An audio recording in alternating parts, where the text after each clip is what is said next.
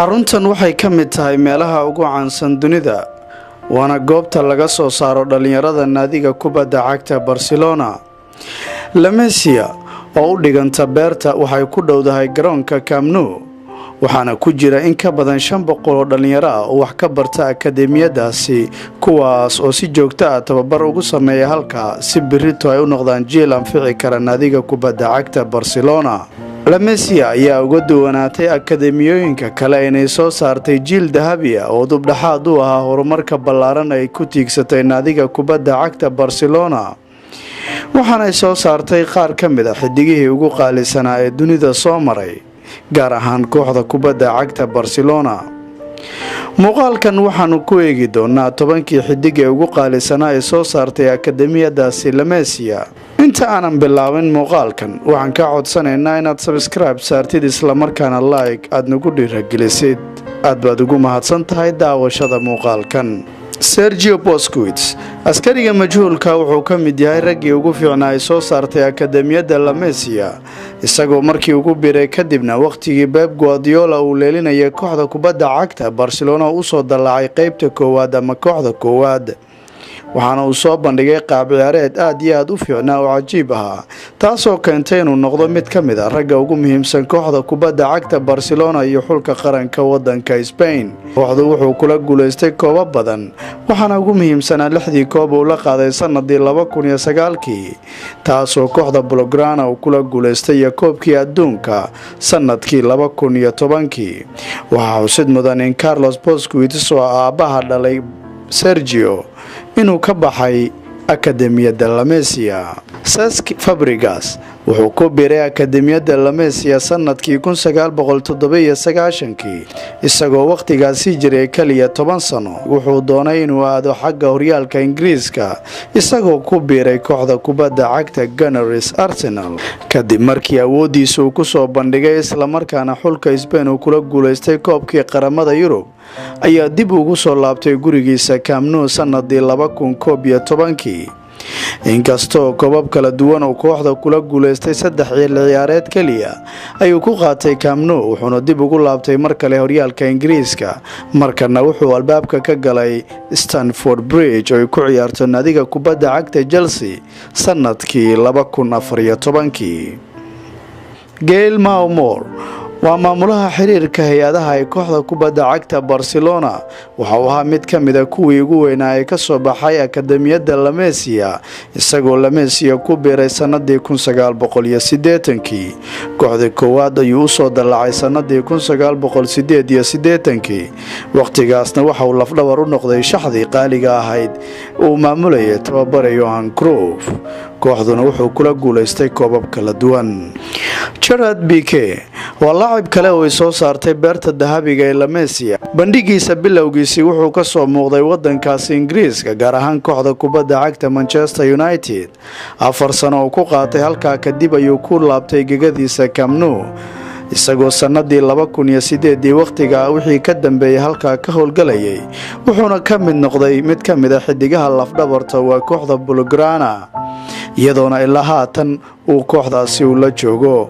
wuxuu la gaaray taariikh cajiib ah iyo guulo taariikhi ah oo koob badan uu kula guuleystay kooxda kubadda cagta waxaana ugu weynayd 6 koob oo la qaaday sanadii 2009 sidoo kale wuxuu kula guuleystay La Liga Championka iyo waliba wadanka Spain uu kula guuleystay koobka adduunka.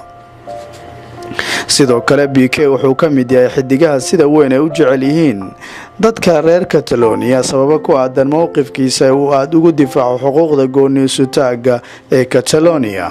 Carlos Puyol ninkan wadnaha libaaxa lahaa iyo hogaamiyihii taariikhiga ee kooxda kubadda cagta Barcelona wuxuu naadiga la joogay waqtigii 1999 ilaa 2014 wuxuu u saftay 593 kulan wuxuuna kooxda kula guuleystay dhammaan tartamada kala duwan iyadoona koobka adduunka wadankiisa uu la qaaday. ninkan akademiyada La Masia wuxuu ku biiray sanadkii 1995 waxaana uu ku caanbaxay qaab ciyaareed difaac oo cajiib ah iyadoona xilliga Blaugrana aysan kala jecleen cidda goolsha ugu jirta sababtoo ah difaaca waxaa joogay Carlos Puyol sidaa daraadeed ma aysan raadin jirin goolahayo weyn oo difaaca ayaa ahaa bir. Pep Guardiola wuxuu ka mid yahay haliyada ay soo saartay akademiyada La Masia isagoo ku biiray sanadii 1984 isagoo waqtiga jiray 13 sano oo kaliya. 90kii ayuu saftay kulankiisii ugu horeysay markaa uu dalbaday tababare Johan Cruyff. 11 sano uu la joogay ayuu kula guuleystay 14 koob isagoo sanadii 2008 markii uu ku soo laabtay Barcelona tababar ahaan ugu soo laabtay waxaana la gaaray isla markaa la qaaday 6 koob oo taariikhda u galay Blaugrana.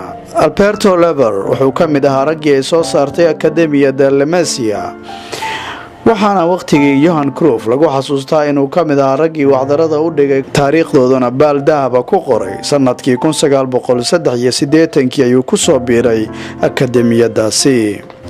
Andres Iniesta wuxuu ka mid yahay raggii taariikhiga ah ee soo saartay akademiyadaasi. Rasam sanadii 1996 ayuu ku biiray La Masia isagoo 12 jir ah waqtigaasi.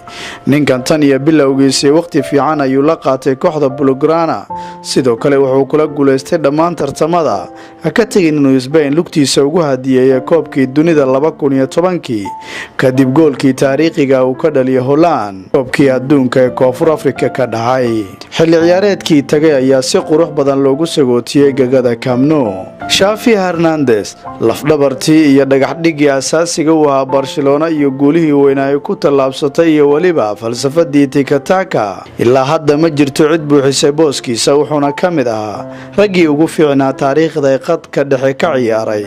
Sanadkii 1991 ayuu ku biiray akademiyada La Masia isagoona Camp Nou joogay ilaa 2015. wixii ugu fiicnaa ay soo saartay akademiyada La Masia ayaa waxa uu ahaa Messi. sidee ku dhihi kartaa maya mar haddii uu yahay ama uu ka mid yahay ragga ugu fiican ee taariikhda kubadda cagta? waxa uu burburiyay rikoor kasta oo kooxda u yaalay. Messi waxa uu dhigay taariikh cajiib ah oo aan marna la hilmaami doonin xitaa 100 sano kadib. Messi ayaa La Masia ku biiray kadib markii uu bixisay waqtiga dhaqaale lagu dabiibayay caafimaad xumo haysatay darteed, balse abaalkii waqtiga ay u gashay ayuu haatan u gudayaa markii uu suurageliyay wax kasta oo Blaugrana ay uga baahnayd. waxaana uu noqday kan ugu goolasha badan taariikhda isagoo dhammaan kula guuleystay koobabka kala duwan ama tartamada koobabka kala duwan laga dhigo wuxuuna haystaa 5 jeer kubadda dahabka. muuqaalkan haddii uu ku cajibiyo subscribe saar, share dhe oo la wadaag asxaabtaada si aad noo dhiirigelisidna like saar. aad baad ugu mahadsan tahay daawashada muuqaalkan.